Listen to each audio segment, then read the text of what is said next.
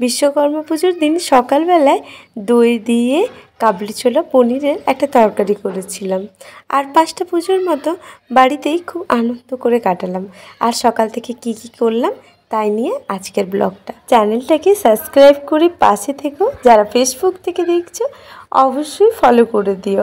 আর video ভালো লাগলে comment করতে ভুলো না। সকাল শুরু হয়ে গেছে অনেকটা লেট করে, আজকে উঠেছি অনেক দেরি করে। এরপর এই যে টোস্টটা না আমাদের দোকানে নতুন এসেছে, একটু ব্রেড আর টোস্ট দিয়ে ব্রেকফাস্টটা সারলাম। আর ওঠার পর দেখলাম যে রাম, ভুলেই গেছি তো, কাবলি ছোলা ভেজানোর কথা মনেই ছিল না। তো এখন আমি কি করব, 4-5টা সিটি দিয়ে দেবো। এরপর এর সাথে আলু দেব, আরও কয়েকটা সিটি দেব। যাই হোক, এইদিকে দেখো ছেলে এখন পড়ায় মন দিয়েছে, কারণ ওকে একটু ভয় দেখানো হয়েছে যে এখন যদি না পড়ো বিকেলে ঘুরতে নিয়ে যাব না। আর পরের দিন কিন্তু এক্সাম আছে, তো ও বাবু ভয়ে পড়াশোনা শুরু করে দিয়েছে। এদিকে আমি স্নান টান করে চলে এসেছি, তো রেগুলার ড্রেসের থেকে একটু আলাদা কিছু পরলাম।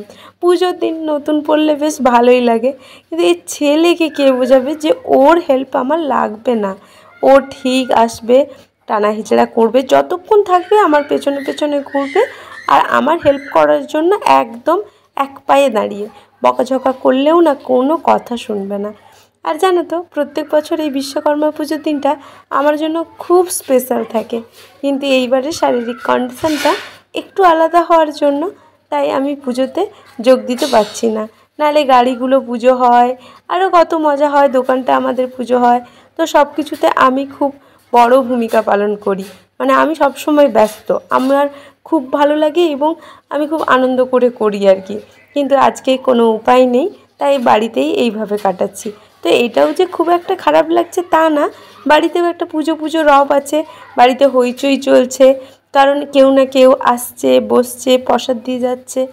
তো একটা বাড়িতে পুজো পুজো ব্যাপার আছেই, আর এটা থাকারই কথা। পুজোর সময় পুজো পুজো ব্যাপার থাকবে, এটা তো ন্যাচারাল।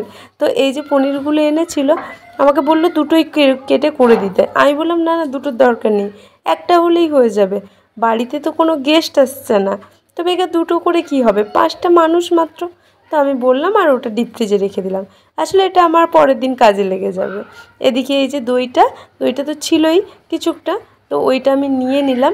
এই দই দিয়ে নিরামিষি এই রান্নাটা না অসাধারণ হয়। পনিরের এই রেসিপিটা তোমরা একবার ট্রাই করো। প্রথমে তেলে গোটা গরম মশলাগুলো দিয়ে দিলাম, এরপর এই যে আদাটা বাটা ছিল এই আদা বাটাটা দিয়ে দিলাম। একটু টাইম ফ্রাই করার পর যখন হালকা কালার চেঞ্জ হয়ে যাবে, এতে হলুদ গুঁড়ো দিয়ে দেবো, লঙ্কা গুঁড়ো দিয়ে দেবো।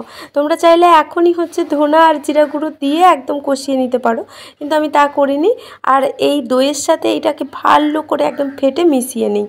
এরপর এই দইটাকে দিয়ে দিলাম এর সাথে, একটু ফ্রাই করে নেওয়ার পর এতে কাবলি ছোলা আর স্ম্যাশ করা যে আলুটা ছিল ওইটা দিয়ে দেব।